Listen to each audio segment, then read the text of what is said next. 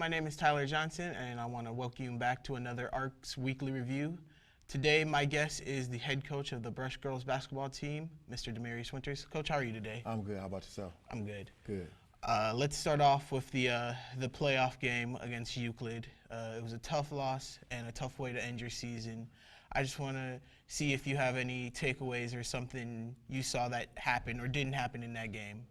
Well, first of all, I want to give our girls a lot of credit for playing to the very end, playing hard, which they've done all season long, and especially in that game, nothing changed as far as them playing hard.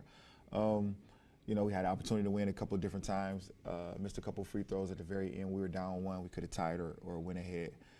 So they left it out on the court. You can ask as a coach, you can ask for nothing differently from them, or nothing different from them. What we ran into was a bigger, taller, longer kid, and the kid from Euclid. I think her name is Rajon Harris. I forgot what her name was, but 6'3", long, can shoot, has good post moves, play good defense.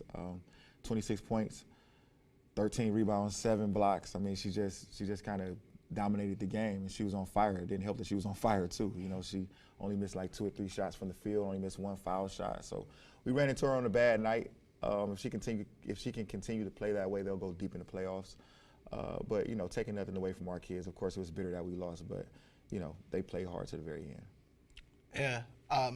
Despite the loss, the team overall had a solid season. Mm-hmm. They ended 20-4, and they won the WRC, the conference.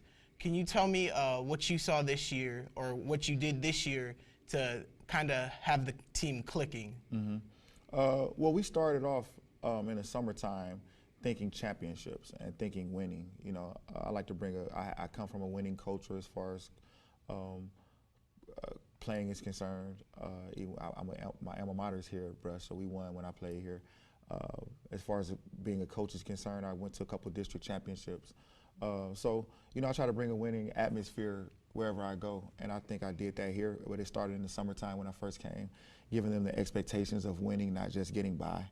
So we expected to win. We kind of instilled that in our girls, and then they answered the bell, and they came to play hard every night. They practiced during the summertime on our different philosophies as a coaching staff. They had them, and going into the season, we were feeling really good. They were feeling really good because they picked up on everything we needed them to pick up on, and everything started to click.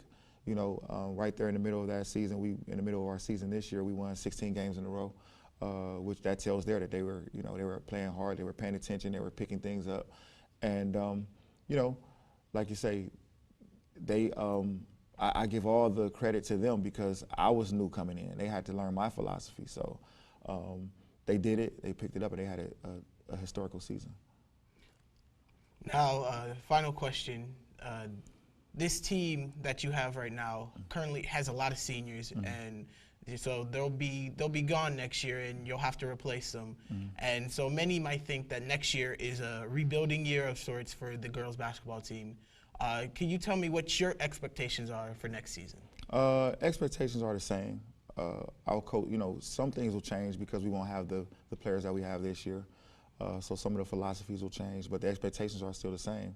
We're going to be missing a bunch of key players that we had this year, including the 2 that you interviewed earlier, Dejamia Martin and Ariel DeBase, who are 2 of our leaders, 2 of our scoring leaders, 2 of our just emotional leaders, period.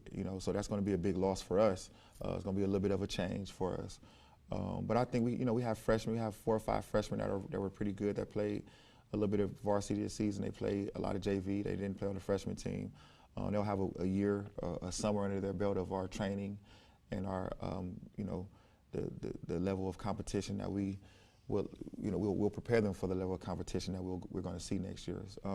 So it'll be the same type of expectations. We have some returning girls that are very good in Jenna Perry, Denasia Sanders, 2 returning starters. Taylor Lester is the 3rd returning starter. So we have 3 of the 5 starters returning. Jordan Arundel, who will come off the bench and who came off the bench this season and did pretty well. Defensively, she did very well.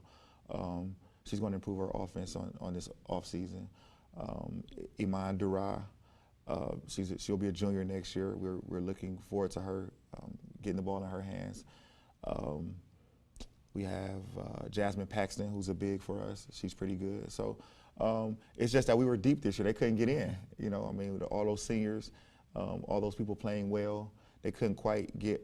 They couldn't quite cut it as far as playing time is concerned. But they were good players. So with the summer of improving and skills and drills and learning our system a little bit more by being on the court, I think we'll be okay. We'll be okay. Well, Coach, I'm afraid that's all the time we have for today. I want to thank you for stopping by and just taking out the time to talk with us. Thank you, Tyler. Thanks for having me. All right, that's it for the ARC's Weekly Review. Have a nice day.